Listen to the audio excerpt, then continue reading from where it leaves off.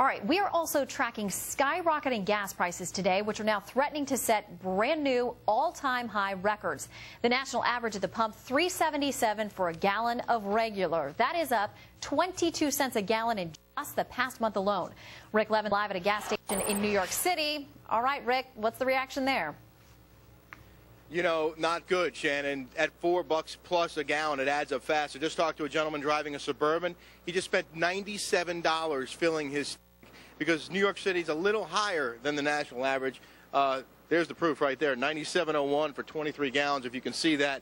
The price of a gallon of regular unleaded, you can just swing over this way, Mike, it's $4.13.9 a gallon. That's for full service. But as you mentioned, the national average now at $3.77, and this is up big from a month ago, almost $1 a gallon from a year ago. And economists say this isn't the kind of boost that we need. This basically is acting like a big tax hike. Listen.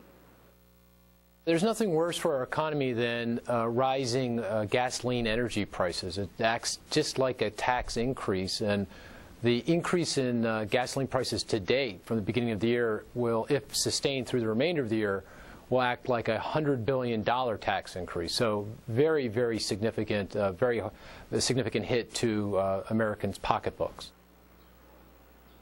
And we're hearing from gas retailers that gas sales have actually fallen for 5 straight weeks. It's the first time that's happened since November, and somewhat surprising since the economy has actually taken a jump lately. There are more jobs out there, presumably more people driving to work, but fewer people willing perhaps to pay as much or fill up as much or drive as much because the costs are so high. And of course, Shannon, as long as there's unrest in the Middle East, the price of gas could continue to rise. Some say it will top the 2008 record of $4.11 a gallon, and some are worried it could hit as much as $5 a gallon by this summer. Shannon?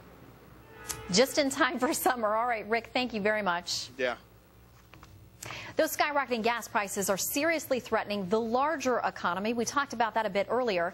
Daniel Kish joins us now, Senior Vice President for Policy at the Institute for Energy Research. And we're also trying to get news contributor Jimmy with us shortly. We'll check her in when she gets here. All right, Daniel, thanks for joining us here today. Well, let me ask you about this issue. You know, the president has talked about a lot of different kinds of energy sources. He has said that he encourages domestic oil production. He's talked about incentives for local companies, for domestic companies, but he's also pointed to them and said, listen, they have tens of millions of acres of unused leases that they aren't developing. So who's to blame when it comes to domestic production? The government's to blame, and not just this administration. It's gone on for a long time, but actually the president himself has pushed for higher energy prices. He wanted to make energy prices skyrocket. His Secretary of Energy told us in 2008 that he thought we ought to be paying what Europe pays. So it's a direct attempt to make prices go up higher, so we'll use other forms of energy. All right, and we have that quote from Secretary Chu that you referenced from back in 2008. He said, somehow we have to figure out how to boost the price of gas to the levels in Europe. So you feel like this is a concerted effort to manipulate the American consumer?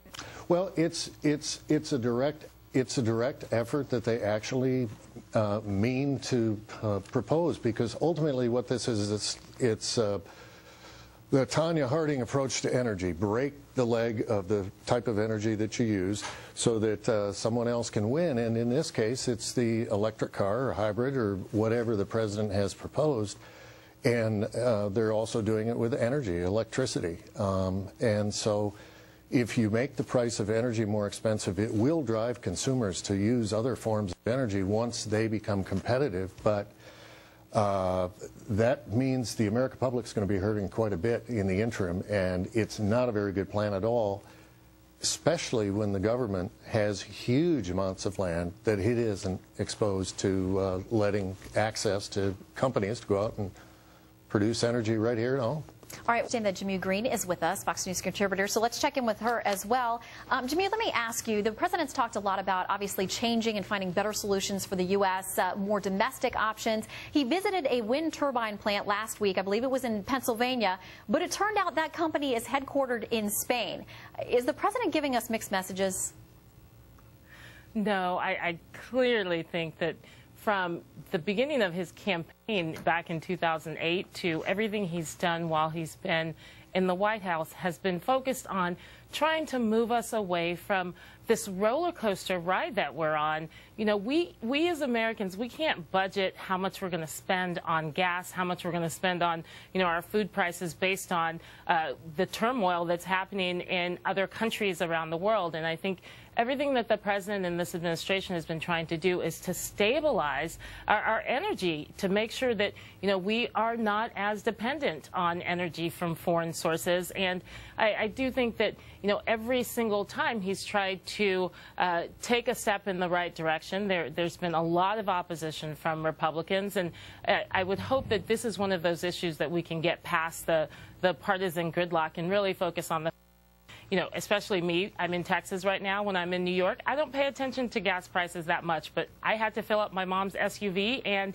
it was pretty ludicrous, the amount that I had to pay, and very painful. So we do need to produce more of our energy resources here. I think it's a good sign that in the past year we've actually produced more oil here in the U.S.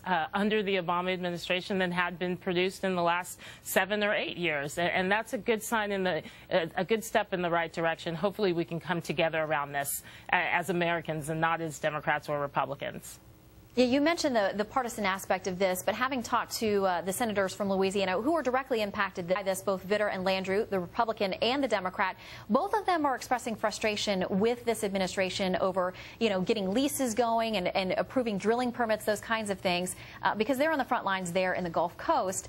Do you think there will be bipartisan help on getting something done? Well, I think the president was also really clear on, as we move to make sure that we are producing more or finding more energy resources here in the U.S., that we have to do this in a safe and responsible way. I think if you were to ask any of the families that were affected by the BP oil spill, who lost the lives of their loved ones, that they clearly want that economy to rebound and for those communities to be able to rely on those resources down there, but they also understand that it has to be done in a safe and responsible way.